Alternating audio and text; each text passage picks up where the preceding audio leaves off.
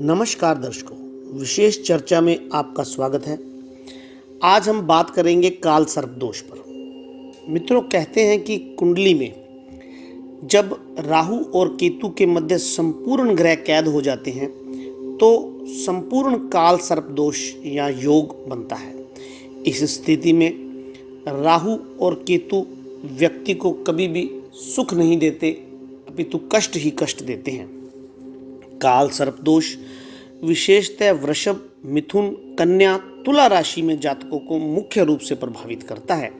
ऐसे तो काल सर्प दोष सभी व्यक्तियों के लिए हानिकारक ही होता है, परंतु कई जगह कई बार कुंडलियों में देखा गया है कि वो बहुत अधिक शुभ प्रभाव भी देता है, परंतु अधिकतर काल सर्प दोष पीड़ित ही करता है। मित्रों, 12 तरह के काल सर्प दोष होते हैं। लगन से लेकर 12वें घर तक राहु और केतु के मध्य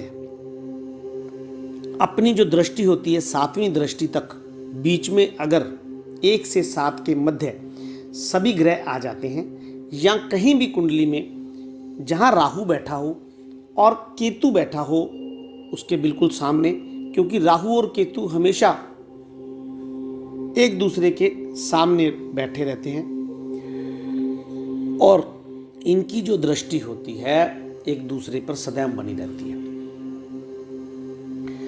अब देखिए मित्रों, ये जो काल सर्प दोष है, इस काल सर्प दोष के अलग अलग प्रभाव होते हैं और 12 तरह के काल सर्प दोष कुंडली में 12 घरों में बनते हैं। ये आपको विशेष ध्यान रखना है कि यदि आप काल सर्प दोष से पीड़ित हैं तो आपको ध्यान होना चाहिए कि आप किस काल सर्प दोष से पीड़ित हैं। तो आज हम चर्चा करने वाले हैं, लगन में यदि राहु हो और सप्तम भाव में यदि केतु हो और इसके अंतर्गत सभी ग्रह लॉक हो जाते हैं, यानी कि एक हिसाब से उनको कैद कर लिया जाता है, तो इसको बोलते हैं अनंत काल सर्प दोष।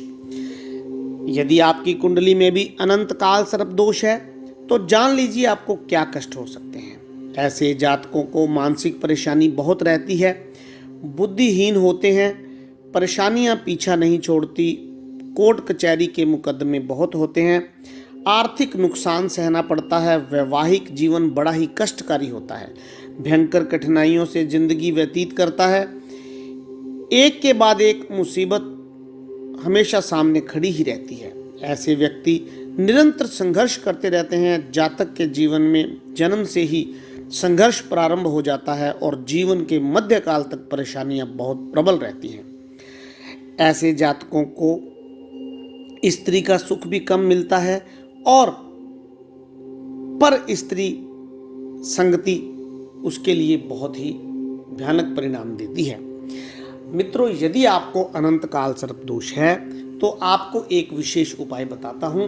आप यदि वो उपाय वर्ष में 5 बार 5 सोमवार को कर दिया करेंगे तो आपका काल सर्प दोष हमेशा शांत रहेगा। एक बात मैं आपको बताऊं कि काल सर्प दोष कभी भी खत्म नहीं हो सकता, उसका प्रभाव कम किया जा सकता है। इसके लिए ताकि वो शांत रहे, क्योंकि कहते हैं कि राहु जो होता है वो सर्प का मुंह और केतु सर्प की पूंछ है, और इनको सर्प को, जहरीले सांप को हमेशा दबा के रखा जा सकता है, इसे मारा नहीं जा सकता, क्योंकि कहते हैं कि यदि सर्प को मार दिया जाए तो भी बहुत कठिनाई होती है। तो इसलिए जिन जातकों को ये परेशानी है उनके लिए विशेष उपाय आपको करना क्या है।